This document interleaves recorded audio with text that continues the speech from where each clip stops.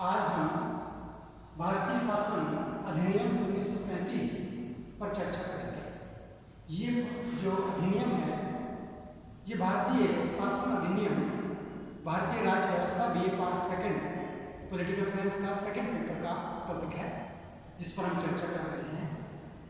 प्रश्न उठता है कि 1919 का अधिनियम जब पारित हुआ, प्रांतों में द्वैत शासन व्यवस्था लागू हुई, तो 1919 के बाद अर्थात 10 वर्ष भी नहीं होते और ये दूसरा अधिनियम लागू हुए जारी कर दिया। क्या इतना जल्दी अधिनियम पारित करने की कौन सी आवश्यकता थी, कौन सी परिस्थितियां थी जिनके कारण 1935 का अधिनियम कम समय में रखा गया? यहाँ अगर हम देखें तो इसके पीछे 2-3 कारण मुख्य हैं। पहला कारण तो यही है कि 1919 का अधिनियम मार्ले मिंटो रिफॉर्मेशन जिसको हम कहते हैं, ये अधिनियम जब पारित हुआ, प्रांतों में द्वैत शासन व्यवस्था जारी की गई और प्रांतों में द्वैत शासन व्यवस्था सफल नहीं हो पा रही थी। एक और प्रांतों के शासन का 2 भागों में विषयों का बंटवारा कर दिया जाता है, फिर मंत्री और गवर्नर के मध्य विवाद उत्पन्न हो जाता है, प्रशासनिक अधिकारी और मंत्रियों के मध्य विवाद रहता है, उनकी बात को नहीं मानते हैं।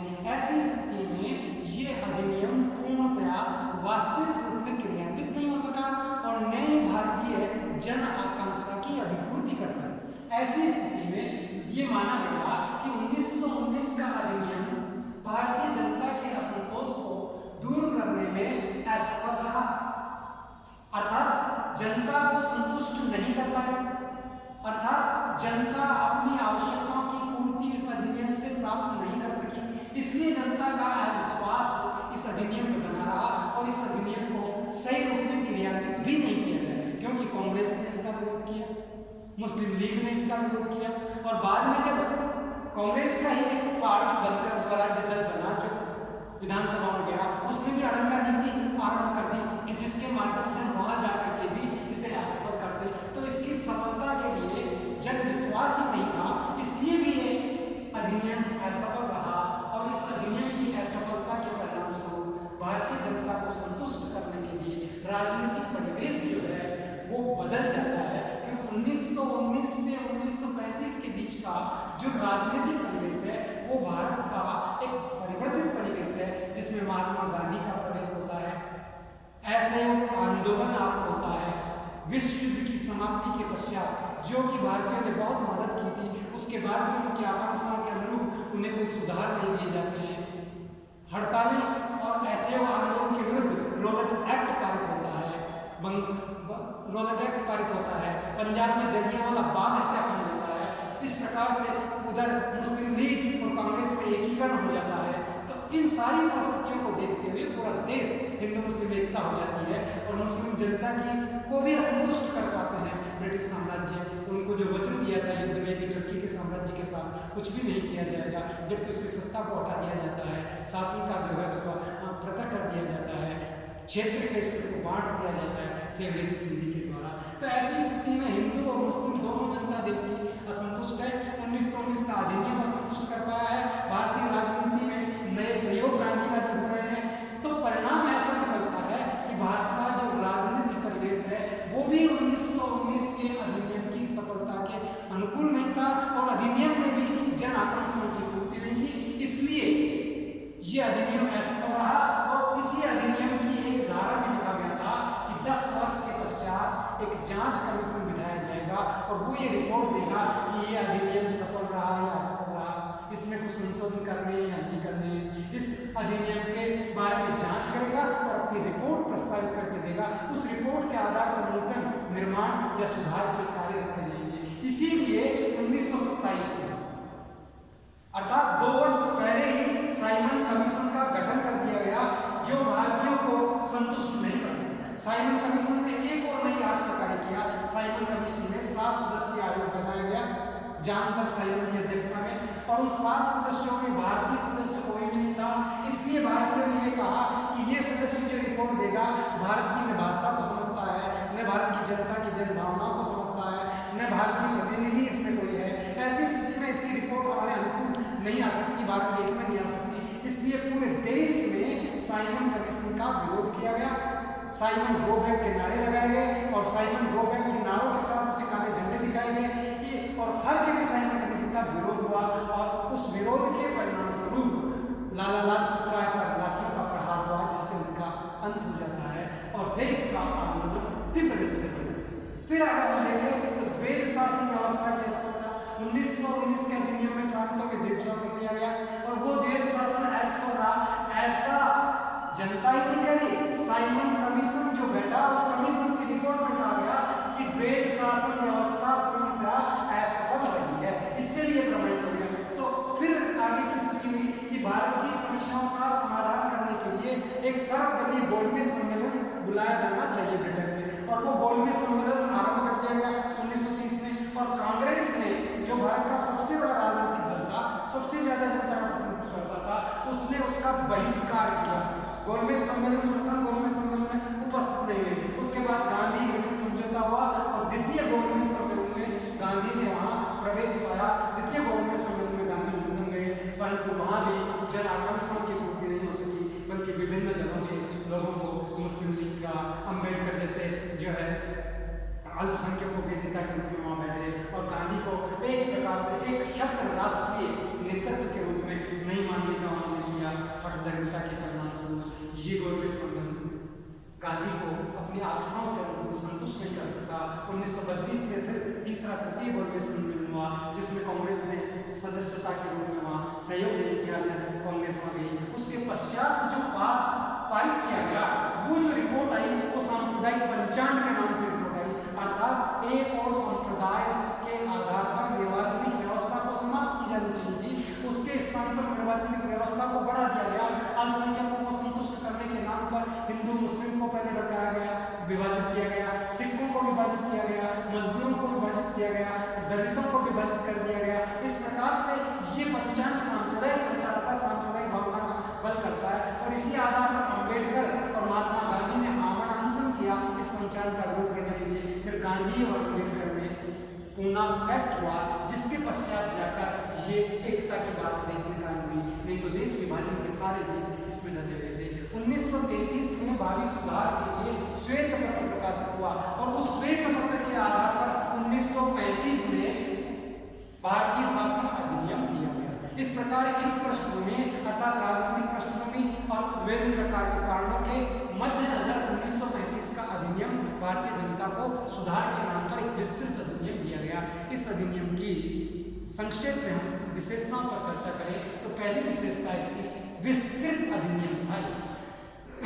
विस्तृत इसलिए कहा गया, भारतीय संविधान जो विश्व का सबसे बड़ा संविधान है उसमें भी 395 अनुच्छेद हैं, जबकि इस अधिनियम में 451 अनुच्छेद और 15 अनुसूचियां थी।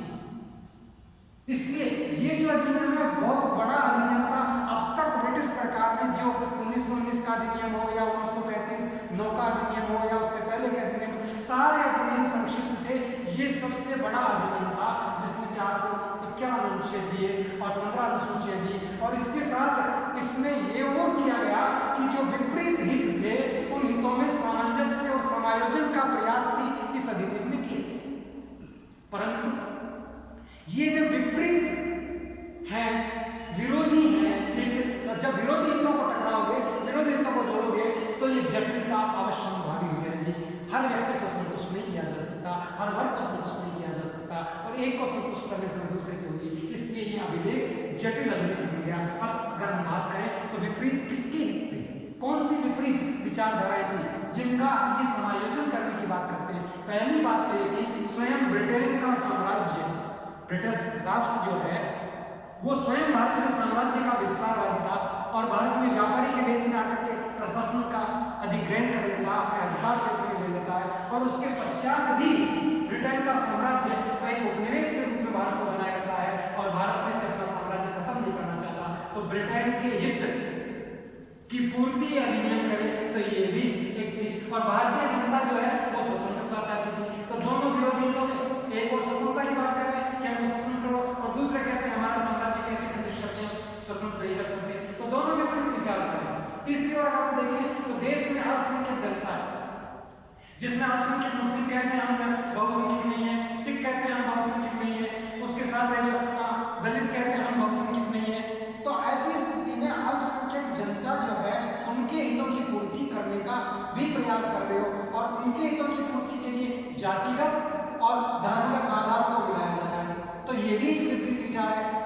फिर अगर हम देखें आगे तो देश में देसी रियासतें थी, उन देसी रियासतों के हित अर्थात राजा और नवाब जो थे उनके हित जो है वो एकात्मक शासन में राजतंत्र में है, जबकि ये अधिनियम सारे प्रजातांत्रिक व्यवस्था और उत्तरदायी शासन व्यवस्था को स्थापित करने का कार्य करते हैं। इसलिए ये विपरीत हितों में टकराव के कारण इस अधिनियम में उन्हें समायोजित करने का प्रयास करने का प्रस्ताव रखा जाता है, परंतु ये बात अलग है कि ये सही रूप से इन समस्याओं के समाधान में सामंजस्य नहीं बैठा पाता है।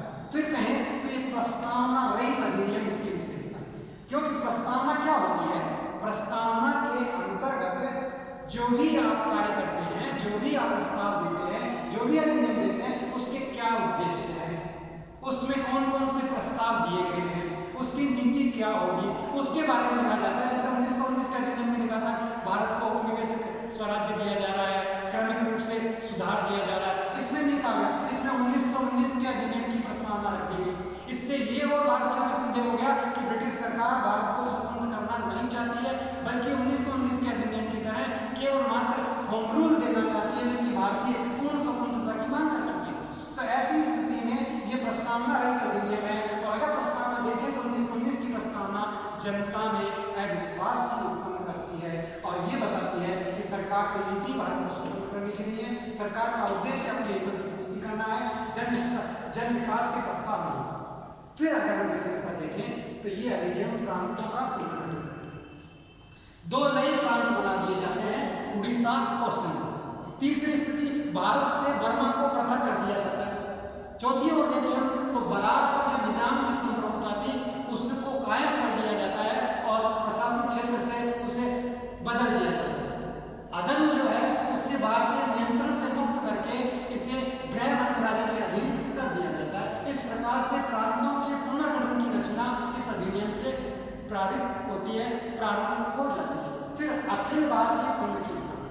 पहली बार ये जो है अधिनियम ये बताता है कि पूरे भारत को एक संघात्मक शासन दिया जाएगा, एक संघ रखा जाएगा, पूरा भारत एक होगा और उस संघात्मक उसे कहते हैं जिसमें राज्य स्वतंत्र और निष्पक्ष अपना काम करेंगे, केंद्र अपना काम करेगा, उसमें कार्यों का विभाजन होगा, विषयों का विभाजन होगा और दोनों एक दूसरे के क्षेत्र में हस्तक्षेप न करते हुए एक संपूर्ण गणराज्य के रूप में कार्य करेंगे। परंतु साथ में ये लिख दिया गया कि देश की रियासतें 50% जनता का बहुमत उनके साथ, अर्थात इतनी जनता का उसमें बहुमत हो या इतनी जनता जितनी रियासतें उसका समर्थन करती है तो ये संघ बनाया जाएगा, ढीला डाला, और अगर ये स्वीकृति नहीं होती है तो संघ नहीं बनाया जाएगा। इस प्रकार से संघात्मक शासन व्यवस्था के गुण इसमें दिखाई दिए। संघात्मक शासन व्यवस्था स्थापित करने की बात कही गई, परंतु फिर भी इसमें जो कह दिया गया उसमें सीधी बात ये हो गई कि प्रांत और देशी रियासतें मिलकर अखिल भारतीय संघ का निर्माण करेगी और इसके लिए 11 ब्रिटिश प्रांत और उसके साथ 6 चीफ कमिश्नर के प्रांत अगर साथ देते हैं तभी देशी रियासतों की स्वेच्छा, और देशी रियासतें अपनी स्वेच्छा से संघ में सम्मिलित हो सकती है और नहीं भी हो सकती, ये भी उन्हें अधिकार दिया जाता है। तो देशी रियासतें जो सम्मिलित होगी उनके पास भी कम से कम 50% से अधिक जनता और क्षेत्र उनका होगा, तब जाकर के ये संघ बनाया जाएगा अखिल भारतीय, अन्यथा संघ नहीं बनाया जाएगा। ये जो प्रस्ताव है ये प्रवेश पत्र पर हस्ताक्षर करेंगे देशी रियासतें, बरकर देंगे कि हम संघ में विलीन होना चाहते हैं, तभी निर्माण होगा। इस प्रकार से निर्माण होना और उसे रोकने का कार्य भी अप्रत्यक्ष रूप से है, पर यह इसकी अच्छी बात है कि भारत में संघीय शासन व्यवस्था स्थापित करता है। संघ की स्थापना तभी होगी जब देशी रियासतों की कुल आबादी अर्थात 50% जनसंख्या और क्षेत्र की रियासतें संघ में शामिल होने के लिए परिपत्र भरकर दे देगी, तब ही अखिल भारतीय संघ स्थापित होगा, अन्यथा नहीं होगा। ये इसके अंतर्गत लिख दिया गया। अब जब संघ बनेगा तो संघ बनने का मतलब हुआ राज्य जो होंगे जिसे प्रांत कहते हैं, उन प्रांतों के अधिकार, प्रांतों की शक्तियां, प्रांतों के विषय अलग होंगे और संघ के अधिकार, स्थान और शक्तियां अलग होंगी। इसलिए ये जो अधिनियम है एक प्रकार से शक्ति का विभाजन करता है, शक्तियों का पृथक्करण करता है, और वो पृथक्करण संघ और प्रांतों के मध्य करने के बाद इस अधिनियम में उल्लिखित की गई है। अब हम बात करें केंद्रीय विषय और प्रांतीय विषयों की। तो केंद्रीय विषय जिस पर केंद्र कानून बनाता है अर्थात संघ कानून बनाएगा। प्रांतीय विषय जिसे हम आज राज्य कहते हैं, उस समय प्रांत कहते हैं, वो प्रांत कानून बनाएंगे। और दोनों से अतिरिक्त जो विषय हैं उसको हम कहते हैं समवर्ती सूची, जिस पर केंद्र और प्रांत दोनों मिलकर कानून बनाएंगे। और चौथी सूची बनाई गई अवशिष्ट सूची। इसका मतलब क्या हुआ कि 4 प्रकार से शक्तियों का विभाजन किया गया। केंद्रीय सूची, प्रांतीय सूची, अवशिष्ट सूची और इसके साथ जो है समवर्ती सूची। तो 4 सूची में व्यवस्था विभाजित होती है। तो केंद्रीय सूची के 59 विषय रखे गए, प्रांतीय सूची के 54 विषय रखे गए, समवर्ती सूची में 36 विषय रखे गए। और अवशिष्ट शक्ति है उस पर गवर्नर जनरल को यह अधिकार दिया गया कि तुम कानून के लिए बनाने के लिए इसे केंद्र को भी कह सकते हो, प्रांतों को भी कह सकते हो, और जिसको गवर्नर जनरल कहेगा वो ही उन विषयों पर कानून बनाने के लिए अधिकृत रहेगा। इस प्रकार से यह अधिनियम शक्ति विभाजन की बात करता है, सही रूप में संघात्मक शासन व्यवस्था की बात करता है। केंद्र में द्वैध शासन, जो प्रांतों में द्वैध शासन व्यवस्था 1919 के अधिनियम द्वारा जारी की गई थी, वो द्वैध शासन व्यवस्था अब केंद्र में लागू कर दी गई। प्रांतों से द्वैध शासन व्यवस्था का समाप्तिकरण कर दिया जाता है। और जो संघ सूची है उसके जो 59 विषय हैं उन विषयों को 2 भागों में विभाजित किया गया, एक रक्षित विषय और दूसरे हस्तांतरित विषय। और जो 59 विषय हैं जैसे केंद्रीय महत्व के विषय सुरक्षा है, मुद्रा है, डाक तार है, विदेश है, लोक सेवा आयोग है, सैन्य सेवा है, ये विभाग है। अब इनमें से भी 2 टुकड़े कर दिए गए, एक रक्षित विषय के रूप में और एक हस्तांतरित। तो रक्षित विषय में सुरक्षा, विदेश, धर्म, कबायली क्षेत्र की व्यवस्था, प्रबंधन करना, उनका उत्तरदायित्व सौंपा जाना, ये तो हो गए रक्षित विषय। और इसी के साथ हस्तांतरित विषयों की अगर हम बात करें तो परामर्श देने का कार्य रक्षित विषयों के, हस्तांतरित विषयों को रक्षित विषयों में परामर्श देने का कार्य गवर्नर जनरल की प्रबंध समिति देगी, और हस्तांतरित विषयों में जो परामर्श देने का कार्य है करने के लिए 10 मंत्रियों का मंत्री परिषद बनेगा, वो देगा। और ये जो विषय होंगे वो सामूहिक रूप से उत्तरदायी, अर्थात एक और वो जनता के प्रति और सदन के प्रति उत्तरदायी है, दूसरी ओर गवर्नर के प्रति उत्तरदायी है, इसलिए सामूहिक उत्तरदायित्व रखेगा। और रक्षित विषय जो है उनका उल्लेख जो हम देखें तो ये दिखाई देता है कि गवर्नर जनरल का उन पर भी हस्तक्षेप और अधिकार होगा। वो चाहे तो उन्हें स्वीकार करे, चाहे उन्हें संशोधन की बात करे, चाहे ब्रिटिश पार्लियामेंट के लिए वो इन्हें रक्षित भी रख सकता है। अतः हम कह सकते हैं कि इस अधिनियम में बहुत सारी विशेषताएं प्रांतीय स्वायत्तता की होने के बाद भी बहुत सारी कमियां रहती हैं। आगे नेक्स्ट वीडियो में कल हम इसकी विशेषता और मूल्यांकन की बात करेंगे।